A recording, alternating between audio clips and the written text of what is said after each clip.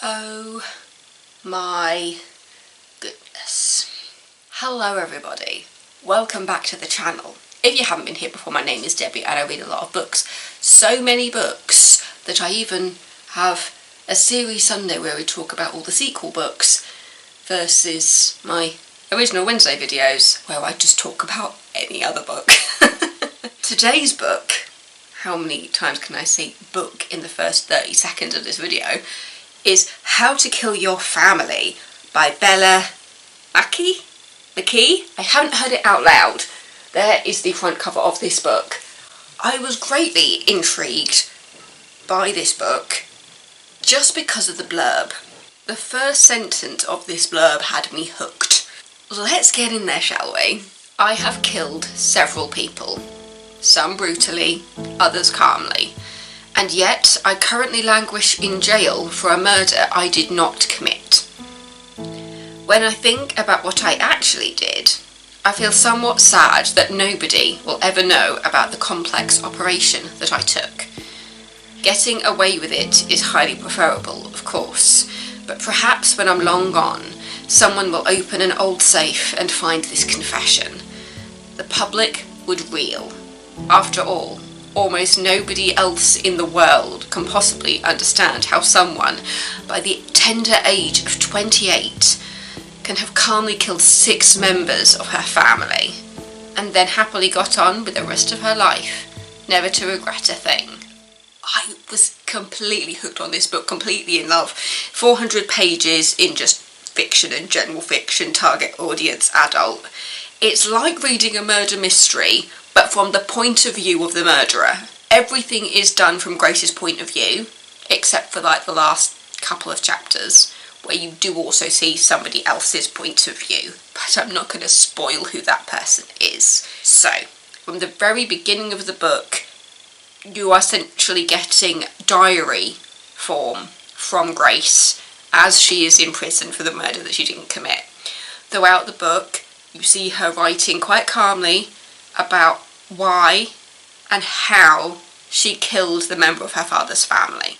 So throughout the book, you are told in order the murders she did actually commit, how she did it, why she did it, including the complete backstory into Grace's childhood, her relationship with her mother, and how she found out about who her real father was. Her mother basically had a very short fling relationship with a man who ended up becoming quite a mogul. Basically, he's just like this business owner, CEO type person who everybody knows who he is. He's just like a famous businessman. Yeah. When her mother was very ill, when Grace was little, her mother Marie wrote to Simon, the father, saying, "I'm ill, I could really do with some money, could you please look after Grace?" And she basically just gets completely brushed aside. Does Grace's dying mother Marie.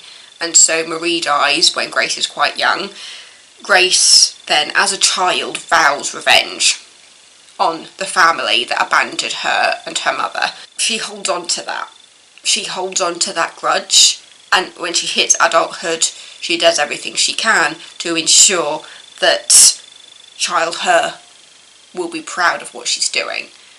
So throughout the book, you see her picking off each family member one by one. And as I said, it's all from Grace's point of view. You find out that she is writing a diary in her prison cell, and there are little question marks over whether her cellmate Kelly has noticed that she's writing in this diary. There are a couple of moments when Grace feels like hasn't been done very well at hiding what she's writing. This was just genius. This book is pure genius. I've never read anything quite like this. And I think it's because it is majority done from the killer's point of view. And the fact is, throughout it, you feel for Grace. She has been given a shitty life. Her childhood was awful. But then, just as it seemed like her life was turning around, she still held on to the grudge. And It's one of those things where you understand why she's doing it, you also feel slightly sympathetic towards Grace, but at the same time, she is murdering her father's family for the money, and throughout the book you know that her end game is basically to get the money. She wants to come out after, you know, she's done her time, or whether she's, you know, whether she serves her time or whether she can get out of prison, whether her shark lawyer actually has the ability to get her out of prison, we don't know. Things are uncovered throughout the book as to like what happened on the night that the person died that landed Grace in prison. I finished this yesterday. I feel like I say that in most videos. I finished this yesterday. I finished this earlier. It's one of those books that feels like pure insanity, and when you look at everything that she has done, and the fact that there were points when I was feeling sympathy for Grace and thinking I kind of wanted to get away with it. I want her to have the life that she should have had when she was a kid. If her father actually acknowledged her at all, or even just sent the money that her mother asked for. But then at the same time, there was another family that stepped in and looked after her and allowed her to have a life where she has a flat and she was working and the things that she does. But the fact is though, when she starts working, she works her way up to be able to be in the same building that her father and his family works in. Everything comes back to her father and his family, and you see Grace just working to find out the best way to kill people. And as it said, she manages to kill 6 of them. She gets away with it. But at the end of the book, when you know what her end game is, and then you get those couple of chapters from somebody else's point of view, of somebody writing a letter to Grace, and you're there thinking, hang on a second, what's going to happen? Because you know what Grace's end game is, but the person in the letters kind of takes that end game away from her, and so it's not neatly wrapped up in a bow at the end. You're not given that final point of view from Grace as a reaction to those last few chapters. So it'd be interesting to see if it's just one of those things that's going to like keep in your brain. I feel like this is a book that is going to stay in my brain for a very, very long time, and I definitely put this up there in like one of my favourite books that I've read this year. It's funny, it's dark, obviously it's murders, so you've got like the gory stuff in there as well, and it just feels like it has everything.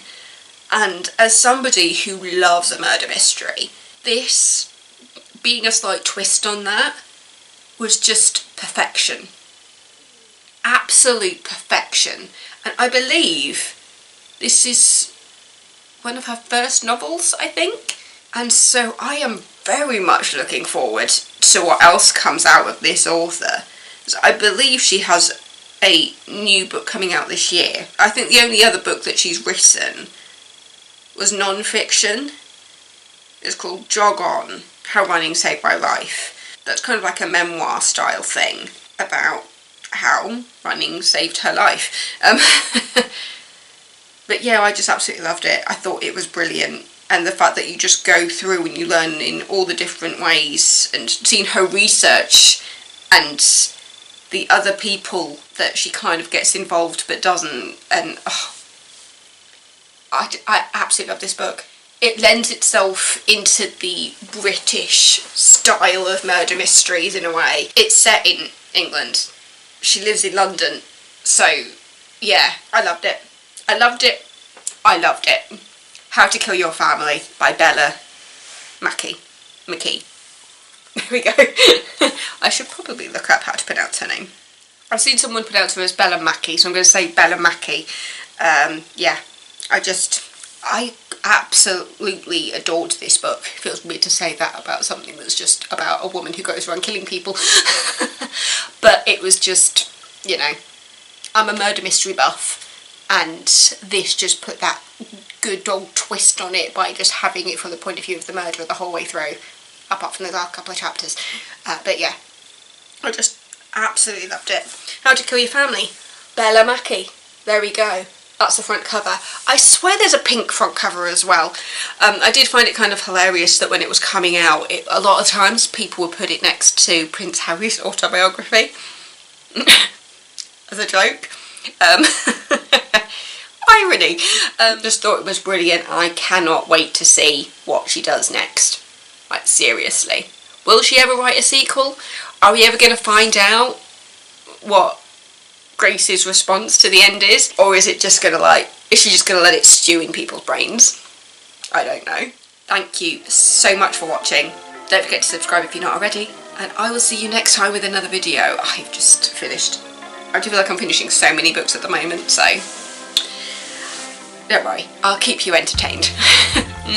Stay safe everybody. Love you all.